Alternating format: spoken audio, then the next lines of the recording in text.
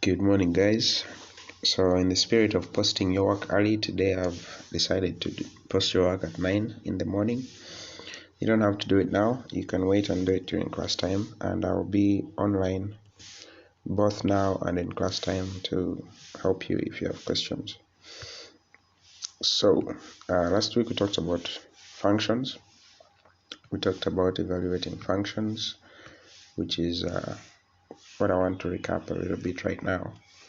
Let's say you have a function like fx is x plus 3, and I want to evaluate what f of 2 is. Remember, that means that I substitute for 2 where I have x. So instead of having x, I'll substitute for 2 plus 3, which gives me 5. This is what you guys did last week.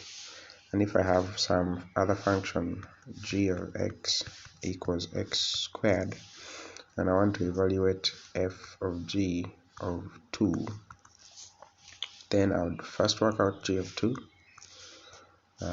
which would give me g of 2 is 2 squared, which would give me 4. Then I'd work out f of 4, which f of 4 means add to x, add 3. So my x being 4, I'll add 3. This is what you guys did last week. Today I want us to talk about inverse functions. And when you hear the word inverse, it kind of connotates or means the opposite, or the inverse, or the reverse, or the reverse flash. So inverse function is simply a function that does the opposite of what the initial function did. If my initial function is x plus 3, this function gets the number x and adds 3 to that number, right? Adds 3 to that number. The inverse function, remember, inverse means opposite, reverse. A function that does the opposite of what some other function did. Just like Jesus is the inverse function of the devil, because Jesus basically outdoes or like reverses whatever the devil does. However much the devil might ruin your life, Jesus can take it back. So that's an awesome example of an inverse function. Hallelujah. Back to this though.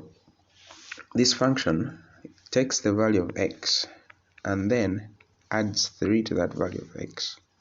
So my inverse function for this, which is written as f inverse, let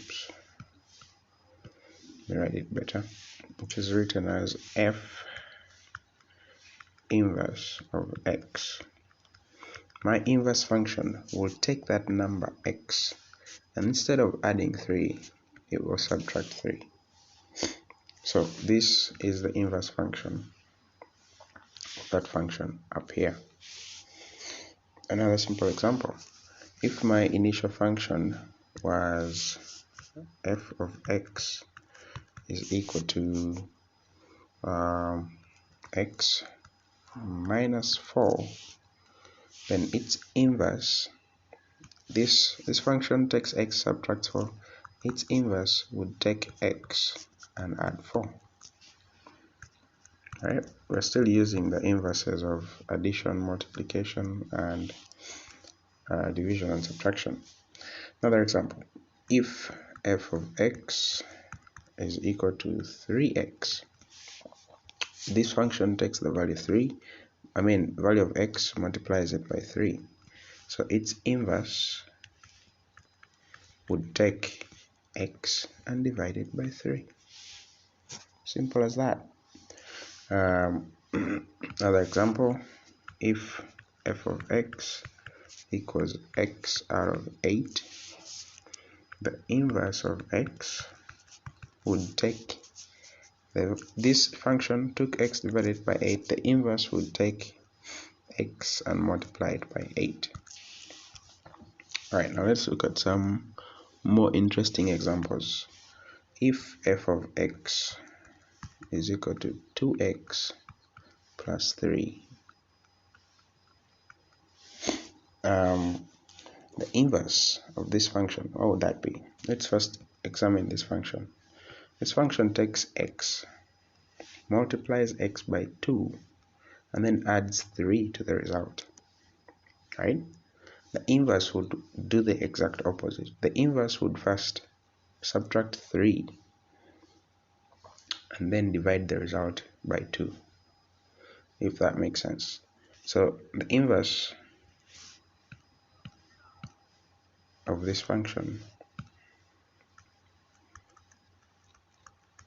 would take x, subtract 3 from that x, and then divide the result by 2. Let's test this theory. If I evaluated f of 2, if I'm using this function and I try to evaluate f of 2, that would give me 2 times 2 plus 3, which would give me 7, right? Now let's check for the inverse function of 7, because if I take the inverse function of 7, since it's the inverse of 7, it should take me back to this value 2. So let me check for the inverse function of 7. If I take 7 minus 3 divided by 2, does it take me back to 2? Yes. So basically, the inverse function returns that value of x to the initial function. Just one last example and then I'll call it. If f of x is equal to x squared minus 3, this function takes the square of x and then subtracts 3. Its inverse function, what would the inverse function do? If it's subtracting 3 at the end, then my inverse function will add 3 to the value of x, and then after adding 3, take the square root. I hope you notice that this is kind of making this value the subject. If you look at it critically, it's as if you're making x the subject of the formula. So this would be the inverse function, and we can also test it. If f of say 3 is equal to 3 squared is 9 minus 3 is will be 3 squared minus 9, which should give me 6. I want to test if the inverse function of 6 gives me back 3. So the inverse function of 6, I would have 6 plus 3 square root, and yes, this is the square root of 9. It gives me back 3. We'll do more examples on this tomorrow, but this is just a start. So there you go. I'm going to assign you some questions on Classroom. Have a good day.